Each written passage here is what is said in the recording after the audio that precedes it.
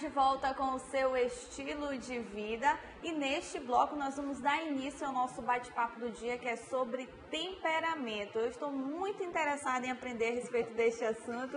Aqui ao meu lado está o psicólogo Isaac Oliveira, vai estar esclarecendo tudo pra gente, mostrando pra gente qual a diferença dos temperamentos um do outro. E você aí de casa, fique atento, e a qualquer momento você pode estar mandando mensagem de texto para nossa produção, tá bom? 92, código daqui de Manaus, 98111-4512. Isaac, tudo bom? Bom dia, tudo bem? Bom dia, seja bem-vindo. Muito obrigado pelo convite, estou à disposição. Então vamos lá, primeiro vamos explicar o que é que significa temperamento. Temperamentos são características inatas, né, que nós trazemos. Tem um teórico da psicologia chamado Carl Jung, que ele fala sobre o inconsciente coletivo, que nós carregamos traços de personalidade dos nossos antepassados e moldamos com os pais, com os parentes, né, com os amigos, etc. Entendi. Né? E assim, você falou que a gente traz consigo, né? Algumas pessoas falam assim, a minha mãe é assim, eu vou ser assim também. Isso de fato pode ser ou não? Quem decide somos nós? Não necessariamente, até porque você é um ser social. Sendo um ser social, você vai para um processo educacional, você tem grupos, você se envolve em grupos de igreja, grupo escolar, grupo de amigos, grupo de atividades físicas e etc. Então você acaba adquirindo no decorrer da sua vida, no decorrer da sua existência, alguns traços, alguns comportamentos aonde você no final se caracteriza de uma certa forma. E essa questão do temperamento, é bom a gente desmistificar a questão de temperamento, personalidade e caráter. O que é cada um deles e qual é a diferença? Na verdade, a personalidade e o caráter são as mesmas coisas, né? A gente acaba no popular dizendo caráter e personalidade, né? Mais técnico, mais científico. Desculpa, eu... Temperamento, personalidade... Temperamento, me desculpa. Temperamento é aquilo que a gente apresenta no meio. Por exemplo, você pode ser um pouquinho mais calmo, mais submisso, mais passivo, ou você pode ser mais agressivo, mais expansivo, né? Então, essas são as diferenças. E o meio é que, infelizmente ou felizmente, mostra pra gente os nossos temperamentos. Por exemplo, no ambiente de trabalho, o sujeito que é mais proativo, mais agressivo, para vender e tal, ele cabe para ser um vendedor, um bom vendedor. Só que ele não cabe para ser um assistente administrativo de uma empresa tal, porque aquele comportamento já não cabe, aquela característica de temperamento já não cabe.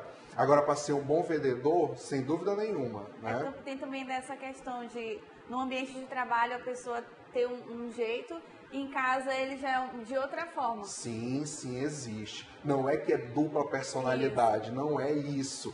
É porque ele acaba se adaptando. Na verdade, nós, enquanto técnicos, por exemplo, um psicólogo no hospital, ele tem que ser proativo, ele tem que ser dinâmico, ele tem que ser interventor. Não quer dizer que na casa dele ele seja da mesma forma. Pode ser que na casa dele ele seja mais tranquilo, mais gentil, mais delicado, né? Fale mais com espaçar, né? na sua fala. E no hospital não, ele não pode ser assim. Ele tem que ser proativo, ele tem que ser dinâmico, atende um aqui, sobe ali, vai para ali, né? Intervém numa crise ali na hora do atendimento do público e etc e tal. Essa questão que você falou da dupla personalidade, como seria?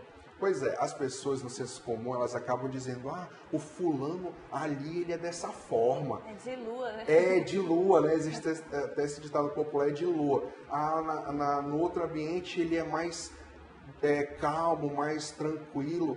Quem será ele? A gente fica até em dúvida, né? Eu escuto muitas pessoas dizerem, eu tenho dúvida do fulano, do ciclano. Mas não, é a personalidade dele, é o jeito dele tratar o meio, né? E de alguma forma a gente não tem que estar buscando marcar o outro, buscando definir o outro. Nós temos que estar buscando o nosso próprio eu. Quando nós tivermos essa oportunidade de buscar o nosso próprio eu, a gente vai ter a oportunidade de identificar o outro, a essência do outro, além do que ele está apresentando ali. A gente acaba que no decorrer da nossa vida social, a gente olha e diz, o fulano é assim, assim, assim. E nem conversou com o fulano. Então, isso que nós chamamos de preconceito a respeito de um comportamento. Julgar o livro pela capa, né? Exatamente, julgar o livro pela capa ou pela grossura, né? É fino é ruim, é grosso é bom. E não é dessa forma. E essa questão que você tocou da pessoa, algumas pessoas falam assim, essa daqui é quietinha, mas não mexe com ela não, que ela se transforma. Não seria, então, nessa questão de dupla personalidade? Não, seria traços de personalidade, né? Seria traços de personalidade onde o sujeito tem características, umas características mais agressivas mesmo, né? Que a gente, muitas das vezes, a pessoa sofre por ser dessa forma e tem que buscar terapia para, de alguma forma, fazer e ter o autocontrole, né, para saber lidar com todos, né, e com os grupos, principalmente. Ok, eu vou pedir para a nossa produção colocar logo aqui a nossa primeira tela, porque os temperamentos, eles são vários, né? Vamos colocar aqui, coléricos e sanguíneos. Vamos falar um pouquinho sobre os coléricos. O que seriam os coléricos? Os coléricos seria aquele sujeito mais carregado, mais distímico, né? Aquele que nada tá muito bom, tá tudo muito ruim. Ah, como é que tá teu dia? Tá mais ou menos, né? Poxa, será que tá mais ou menos mesmo ou você não tá tendo a possibilidade de enxergar de uma forma melhor o seu dia ou você mesmo, né? O sanguíneo é o sujeito mais emotivo, mais emocional, é o sujeito que tem um controle, né, um pouquinho mais desses traços de personalidade, desses temperamentos, né? Vamos para a nossa próxima tela interativa. Nossa produção colocar para a gente saber qual é o nosso próximo temperamento, produção. A gente tem colérico, sanguíneo, também tem fleumático. Fleumático, O né? fleumático tá aí o fleumático, né? O fleumático é aquele sujeito que ele carrega várias características em várias localidades. Ambiente de trabalho, ambiente escolar, ambiente de grupos de amigos. E ele oscila entre ser calmo, ser mais emotivo. É por isso que nós temos que ter cuidado com a questão das classificações, das marcações. Ah, o sujeito é mais emotivo, está depressivo. Ah, o sujeito todo dia está mais emotivo, está triste a todo momento, caracterizando uma depressão. Ah, o sujeito está mais exaltado, ele está mais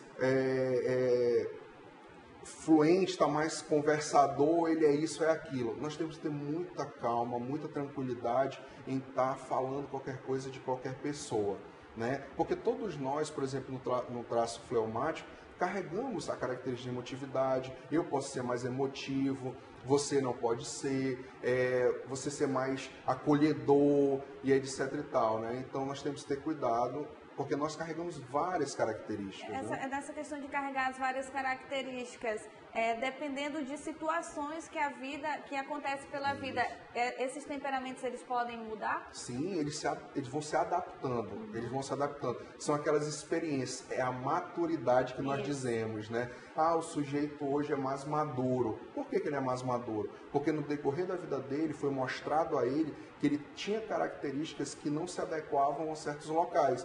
E ele percebeu, né, buscando a si próprio, que ele deveria estar em modificações.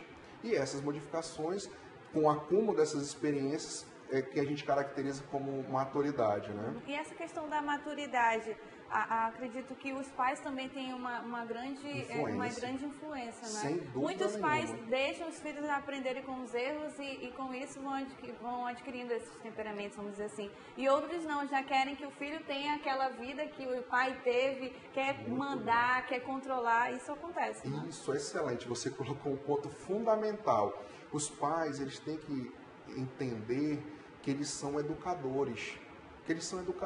Tudo bem, há um misto de emoções em educar um filho, sim, mas o filho, em vários ambientes, ele vai estar só. Ele vai estar com aquilo que os pais ensinaram, com aquilo que os pais mostraram a eles, que é a modelagem. Os pais são os primeiros modelos, né? Então, os filhos, quando estiverem numa situação de decisão, eles vão lembrar aquilo que o pai falou, eles vão lembrar aquilo que o professor falou, eles vão lembrar aquilo que os colegas falaram, e com isso, com toda essa reunião de saberes, eles vão tomar suas decisões. Mas que eles se oportunizem a deixar com que os filhos caminhem. Isso é muito importante para eles. Até porque às vezes vem aquela questão, mas a minha avó foi assim, aconteceu isso com a minha mãe, eu queria ser assim, mas acho que não devo ser, eu deveria fazer isso, mas acho que não devo. Não é? Ou diz para si mesmo que vai acontecer com ela. Né? Então isso é uma característica não tão ideal e prova-se que a pessoa não está em busca do seu próprio eu, da sua própria personalidade, dos seus próprios traços de personalidade, dos seus próprios temperamentos e arcar com isso. O principal dos temperamentos é nós arcarmos com as consequências deles. Se eu me comporto de tal forma, eu tenho que saber que eu estou me comportando de tal forma e eu vou arcar com as consequências, com os frutos disso. Então, basicamente é isso. É em busca do seu próprio eu, principalmente. Se você tem essa possibilidade, o outro não terá a possibilidade de dizer quem você é e você adquirir isso para você e sofrer com isso, que é o que acontece no nosso dia a dia, infelizmente, nos ambientes de trabalho, nos ambientes educacionais, nos ambientes que nós estamos inseridos enquanto seres humanos. Por isso, essa questão dos pais é importante, porque como a família é a base, fundamentação, né? O fundamental, aquilo ali na família pode acarretar também para essa questão do ambiente de trabalho, na escola, que as pessoas, nós lidamos com pessoas diferentes todos os dias, né? Exatamente. Se o meu pai diz para mim, meu filho, você tem que ser assim, e eu carregar isso para minha vida, eu vou encontrar outros ambientes que não vai ser como meu pai falou. Então, necessariamente, eu vou sofrer. Né? Eu tenho que me oportunizar a ter a possibilidade de ver todo o meu redor e analisar o meu redor para que eu comece a interagir de uma forma ideal ou me adaptar àquele ambiente. Por exemplo, no ambiente de trabalho, você chega com todos os traços que você tem, familiar e social, e tem normas. E você tem que seguir as normas. Se você não seguir as normas, necessariamente você vai ser convidado a sair. Então, se você necessita, você tem que se adaptar às normas. E ao se adaptar, você vai observar que você mudou mais uma vez. E ao mudar, você cresceu mais, você amadureceu mais. E com isso, galgando os seus objetivos, que é o principal. Né? A gente observa muito no nosso meio social que as pessoas, elas mudam por objetivos. Né? Eu quero alcançar certas coisas, então necessariamente eu me entendo e ao me entender eu digo para mim, não, então realmente eu tenho que mudar, porque o meu objetivo é maior. Né? Então a nossa busca enquanto seres humanos é por objetivos, objetivos, objetivos e objetivos. Isso, e outro temperamento é o melancólico também, que a gente Isso, o melancólico. O melancólico ele está muito já nas características patológicas, né? A melancolia, ela está muito perto, muito próximo das depressões atuais, né? Você se manter isolado, você se manter triste ou falar para si próprio que não tá bom, que não tá bem, eu tô feio, eu tô feia, né? Estão me chamando disso, estão me chamando daquilo, mas não é, né? Você que cria. Então tem que ter muito cuidado com esse comportamento melancólico. Eu acho que toda mulher tem um pouquinho dessa melancolia, pelo menos uma vez por mês. Eu acredito Aí assim. tem os fatores hormonais, né? Os fatores hormonais que ajudam a ter esses pensamentos. Mas eu não concordo. Eu não concordo porque... Tá vendo, mulheres? Eu não concordo porque vocês são poderosas, vocês mandam, vocês não têm noção do poder que vocês têm por uma característica, desculpa, por ser mãe, por vocês serem mães, por vocês terem a possibilidade de dar à luz a um outro ser, vocês são as dominadoras do mundo. E não sabem.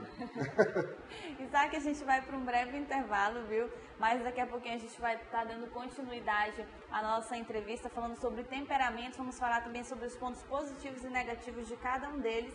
E vocês de casa, lembrando, pode interagir 92 Código de Manaus, 8111 4512. A gente volta já já.